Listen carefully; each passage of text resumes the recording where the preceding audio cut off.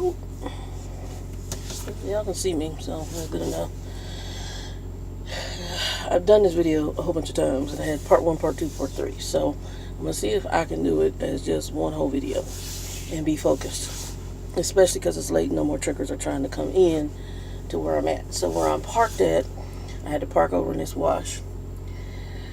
So y'all gonna have to follow this closely because I'm gonna try to move through this floor story within 30 minutes, less than 20 to 30 minutes. I'm very frustrated today. A lot of stuff transpired today that just totally pissed me off. And I'm gonna be just that frank. I understand because I know trucking game and I understand how it works. When I was in trucking before, I don't like dealing with weekend dispatch. I told y'all, I think in a previous video, about the whole bend over, touch your toes, and the drama about the planner or whatever that contacted me and asked me to go pick up this trailer or meet this guy with this trailer. And he had hit a moose or whatever, and then come to find out I was on safety hold because they were missing a log, and I couldn't move the trailer, and my dispatcher manager didn't know anything about it till he got in on Monday. I was like, why are you here instead of here? And then, thank God, everything was on the Qualcomm, because had it just been a phone conversation, they could have lied and said, oh no, that never did happen. I don't know why. She did X, Y, Z. CYA, CYA, CYA, and I think I did a video on that. But also, and I'm going to be really frank, I don't like talking to people on the phone. I just don't. Luckily enough, as much as I hate Ghetto Mobile, because of Ghetto Mobile, I can't really talk to people on the phone. Because I can be somewhere and not have any kind of service. Like right now, I'm in Roman, and my service is just sketchy. Between Wyoming and Nebraska, I have horrific service. The goal was to go back to AT&T. I don't know. That's not necessarily my major goal right now here, and we'll get to that in a moment. When I came back out into trucking, back up a little bit, because I was off the road for about 4 or 5 years, some of the other carriers would not look at me. Well, they contacted me, but they said, hey, you got to go back out for at least 4 months with somebody. And once you do 4 months, then we'll go ahead and be happy to chat with you. I've been getting calls from those people even while I'm working where I'm at right now. Okay. Hey, you still looking at coming back? Have you, refreshed yourself? Yada, yada, yada. My goal was to stick out 1 year here. And in that 1 year, my goal was to hopefully do my lap band and take care of some financial things. Because of the fracture thing, ankle, that set me back. And so I said, well, I'll go ahead and stick it out here for where I'm at, the company I'm at, until probably the first of the year. But the company I'm at also has gone through some major changes. You guys may figure out where I work. I'm not saying a yes or no, but I'm going to go ahead and tell you the story. I'm a firm believer that nothing just happens. So some things transpired on Thursday. I found out some things. And Friday, some other stuff transpired. And then today, some stuff transpired. All the time I've been talking to Trucker Bill and my best friend. All the time Trucker Bill is like, hey, isn't your year almost up? He's looking at from start time to end time. I said, yes, it's up. So it's almost up here in the next relatively less than 45 days, okay? Less than 60 days, let's say that. And my year is up. He's like, well, you might want to, because of some of the stuff going on, visit looking at some of those other companies that are contacting you. My goal has been, Bill really leans towards saying company. And I get that because he's also tried to do lease purchase back in the day, and he went through a lot of game with it, so he's anti-lease purchase.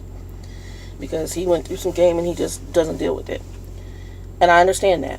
Me personally, I don't think it's bad to lease purchase if you can find a good company that gives you a decent deal.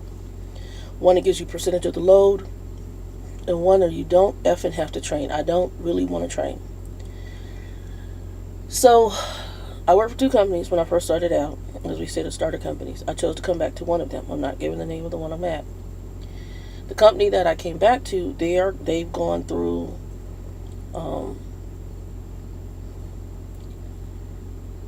they basically have had to they're going to go through some management changes. The deal for that to take place actually closed on Friday. So everything was completed as far as that part taken on Friday. That does not mean that the process is done. So once they complete the legal aspects of saying we're merging with you and we're coming in, then that's when all of the stuff really starts happening, is once it's completed legally. So that's when, unfortunately, folks don't know if they're going to have jobs or not. That's when all that happens. Hold on, y'all.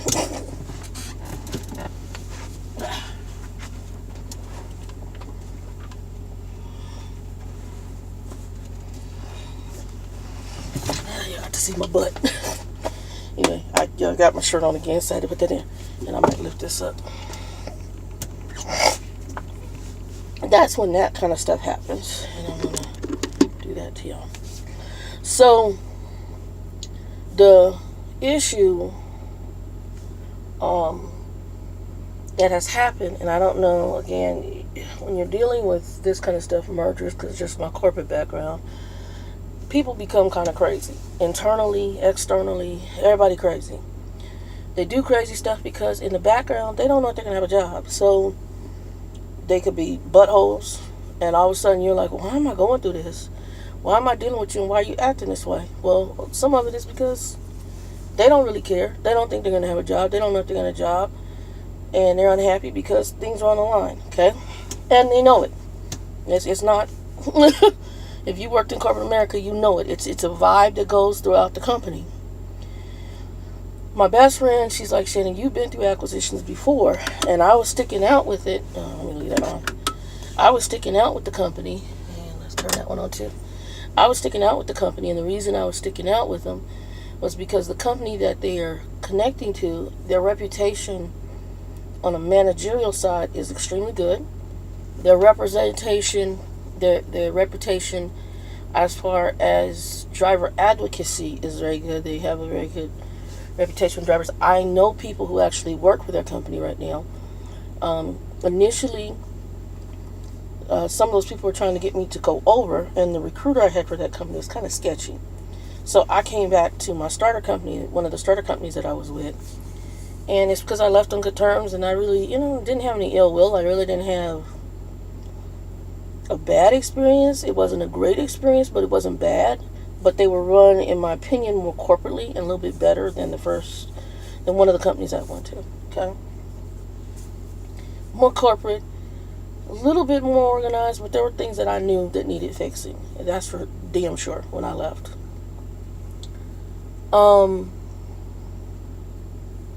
It wasn't a lot of hassle coming back into the company.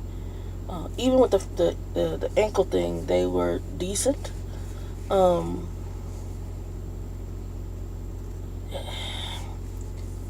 Just nothing big. But I knew that they still needed some work. I noticed that they had done some changes, but there were still a lot more changes that needed to take place.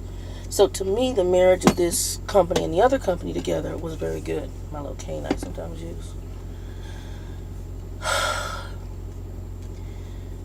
As far as miles and stuff, I've been running.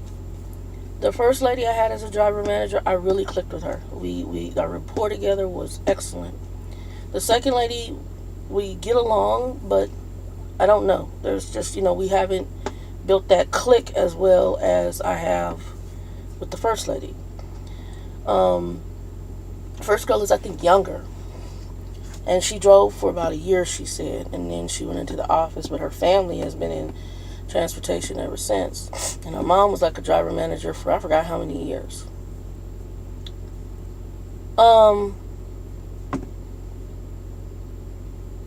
I don't like a lot of phone conversations. We'll get to that in a minute.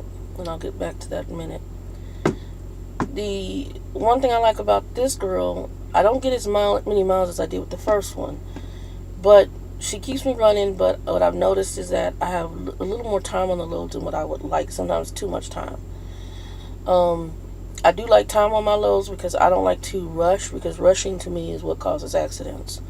And rushing to me is why the company I'm with does have, in my opinion, some of its negative views by other truckers in the industry.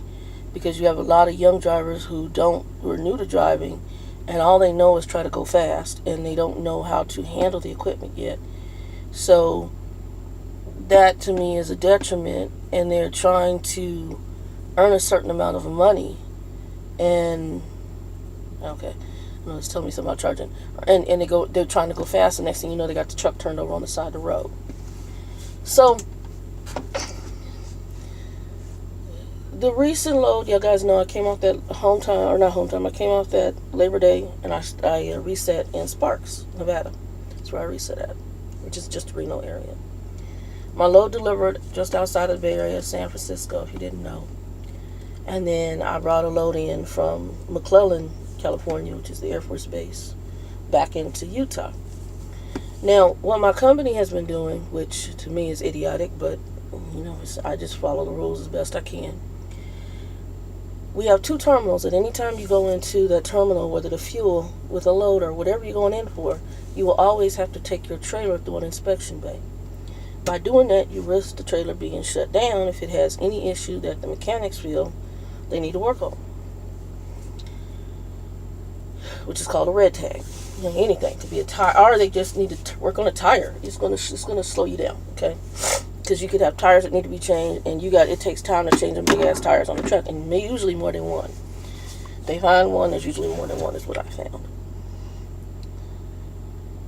If it's not you getting fixed, it's the truck in front of you getting fixed, and it's going to delay you. So when I came in from McClellan, I got in at 9 something, and my load actually delivered. It was set for delivery at 11 something, okay? When I got into Utah, that load was supposed to be delivered in Ogden. West Salt Lake is where my terminal is, which is about approximately 40 some minutes from Ogden. I got in at 9 something, and as soon as I drove in, they saw the truck was there. They sent me this new load. Now, before that load showed up, a nice little message showed up saying, hey, take your career to the next level and become a lease purchase operator with us. And we got plenty of short-term leases and all this other stuff, and how much they get paid per mile as a lease operator. Now, I do want to become an owner out. I do, and I have no problem doing lease purchase. And I've stated it clearly when I did the video before, I didn't know necessarily that I would do it with the company I'm with. I would look at it because I have a family member doing it here, but I didn't know if I would do it. I'm a person, because of my background, I read and I follow the news, and I also investigate sometimes through YouTube videos of people's experiences at lease purchase. Now, some people here have phenomenal. Trainer Bill, who I trained with, he had a phenomenal experience. Not Trucker Bill, Trainer Bill. And the trainer I had, his experience was good, and then he got out because of whatever reasons. But I think he said he was owner out with them for about 6-7 years, okay? He got out for, like I said, whatever his reasons are. And I don't know if it's because the truck started getting old and he started having problems, but, he got out. He came back company. Everybody's experience is going to be different. But my problem was, which is something that I heard consistent in some of the research, is that the company I'm with, they tend to more so treat their lease purchase ops as employees. One of the reasons I want lease purchase, because I want to have the freedom of not being a damn employee. So, of not being, and it's not that I don't mind running, I'll run, that's not a problem, but not being controlled as an employee is, okay? And having some freedom with it. The other issue is I can put what I want on my truck. With the company I'm with, if you lease purchase with them, a lease purchase could be anywhere from $500 to $800 a week. The first year you have their truck, you cannot do any upgrades to it. You can't put Bambi bumpers, as Bill calls them, the moose guards on there. You can't put a refrigerator on the truck, and I'm talking about the ones that are installed in the truck. You couldn't put like the satellite dish on there to get TV or whatever through there if you wanted to. Couldn't do any of that. Okay? I have some problems with that. Here's my number one problem. I'm paying you per week for this truck an astronomical amount of money, and I can't make any changes to this truck. And I'm not saying, putting on a custom sleeper. I'm talking about minor things. And to me, if later on I don't make my payments or whatever, then you keep the truck and keep the stuff. or you give me the opportunity to get the stuff off the truck professionally. However you want to work that out, okay? They also have had some lawsuits, and this part of the owner-op was actually in lawsuit. They were, my understanding is they were sued because they were treating the drivers as company drivers and firing owner-ops instead of treating them as owner-ops. And so they were treating them as employees, and basically the lawsuit says if you're treating them as owner-ops, then they deserve to get compensation as a employee, meaning they can get unemployment. They've lost that one, but I know they're supposed to appeal, but I don't know if they're going to win that suit. So, and there's another one out there. I'm not going to get into that because that doesn't have anything to do with this video, but I just wanted to kind of hint on that. So I'm listening, and so as I'm listening, I'm also looking at the fact that with the new merger, that the company coming in may offer a better lease purchase deal they bring to the table, because my understanding is the company coming in, and I don't know how true it is, they do not allow their owner-ops to train, and I love that. And that's the other thing, I don't want to have to be forced to train in order to make my truck payments, and that is what would happen under this particular starter company. And I think most starter companies, I don't want to, well, no, not necessarily, because under KLLM, Freddie Jordan did not train. You can go check his videos out. And he was making decent enough to make his payment and take some money home every week. I don't want to train. I really don't. Well, yeah, I'm really not necessarily in the mood to train. The other problem I have is I don't like being manipulated into training. That's more even bigger. Once they sent me that little message and I'm coming in, all of a sudden I get my load, and my load is 2,300 and some miles. Under my new dispatch manager, I have not had any loads that size. All my loads have been under 800 miles. That's just honestly. I get a load, I got 3 days on it usually, and it's under 800 miles. That's just honesty.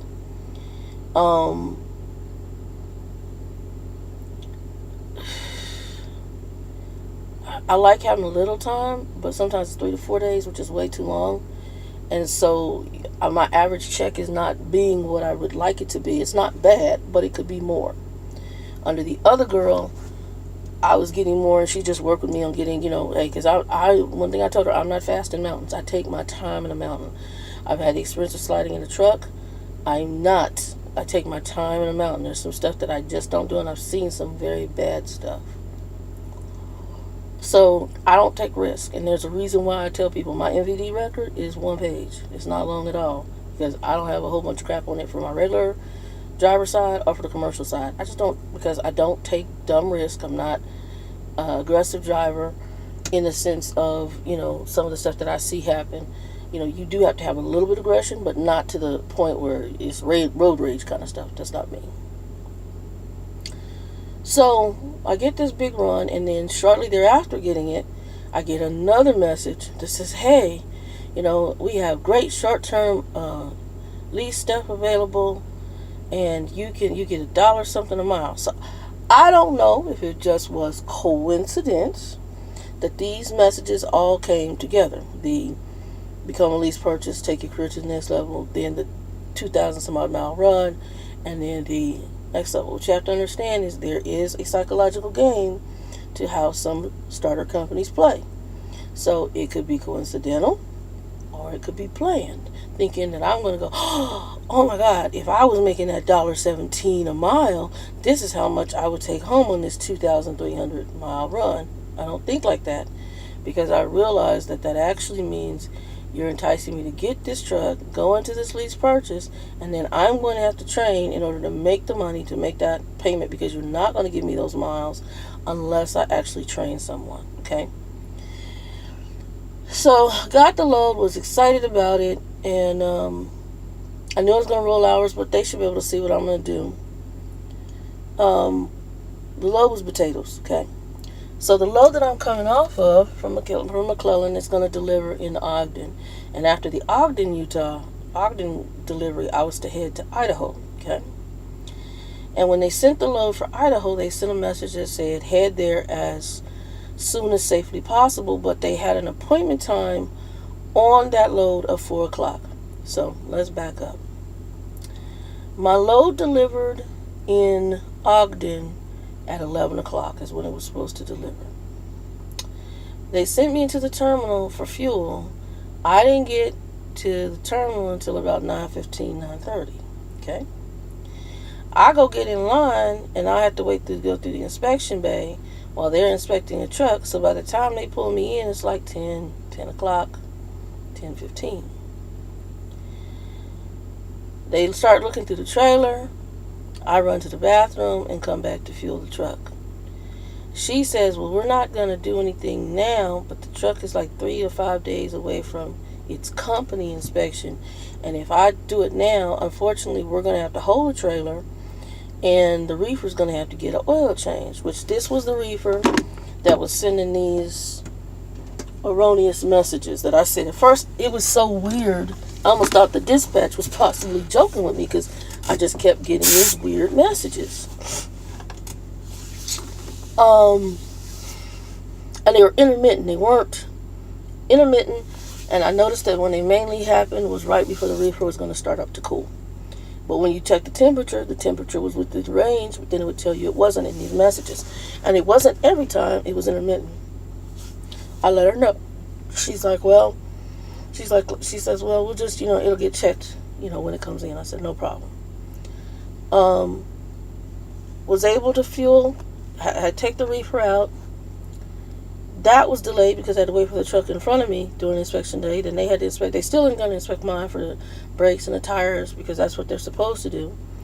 And then when we go to exit this particular yard, because they don't have a speaker, they have cameras, but they don't have a speaker, you then have to basically park your truck at the guard's gate, climb out the damn truck, walk into the guard shack, and hand them your paperwork. That took time. The guy turns around and he goes, and I said, yeah, I gotta head out. Because I'm telling him basically I gotta hurry up. I don't rush, but we gotta chop, because my time is dwindling on getting this load in on time. By the time I got through him, we're now looking at 10:40, something like that. So I know that there's no way I'm going to get to Ogden at 11 o'clock.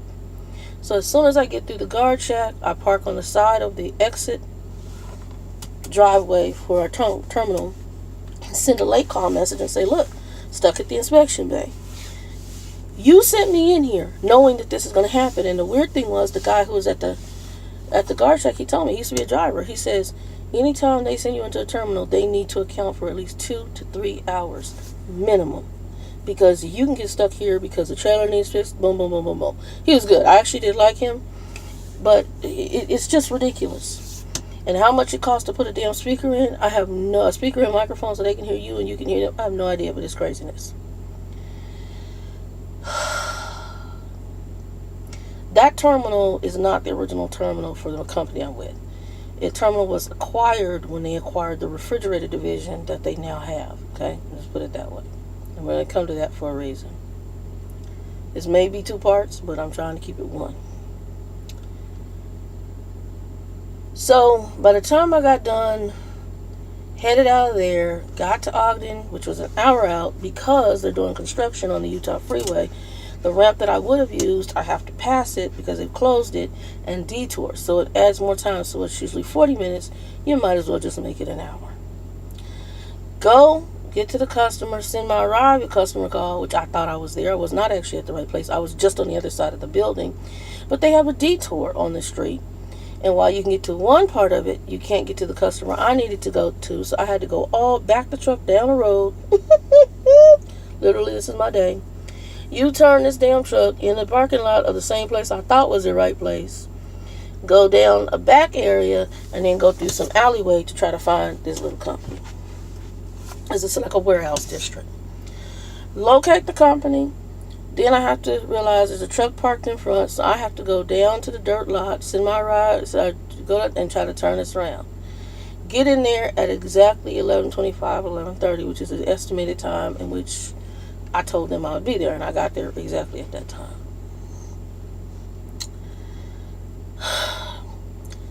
When I had to do the U-turn, I did it in a dirt lot, and I noticed there was a bunch of our company's trailers. And I'm like, I think these damn things, because I noticed they weren't on. So when I got inside, I kind of talked to the guy. I said, look, I have another load that I'm supposed to pick up. This is supposed to be a live unload. He's like, yeah. And I said, well, I noticed you got a bunch of empties. He's like, well, we're on the same page. He says, I was going to ask you if you could drop it because I'm behind.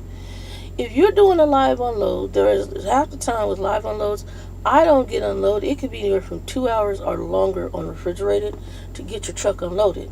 So if I'm in there 11:30, 12:30, 12:30, 1:30, and now you want me to be all the way almost 100 and it's at least about just under 3 hours away from Ogden by 4 o'clock in Idaho Falls, it's not going to happen. Okay?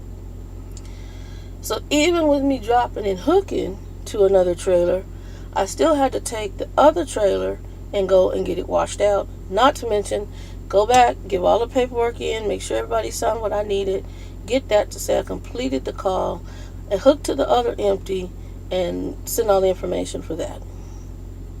Did all that. So on top of that, when I got ready to leave, I had to go wash the trailer out. Did that. That delays everything. On top of it, I know what obviously they don't know, or maybe they do know, they just don't acknowledge it. In our dispatch and planning section is, hey, there's no way in hell I'm going to get to this location by 4 o'clock. So I estimated I'd get there by 18:30, I think 18 something, 18:25, 18:30. And I get, as I'm driving, heading there, because what they don't realize is there's massive freaking construction on I-15 going into Idaho.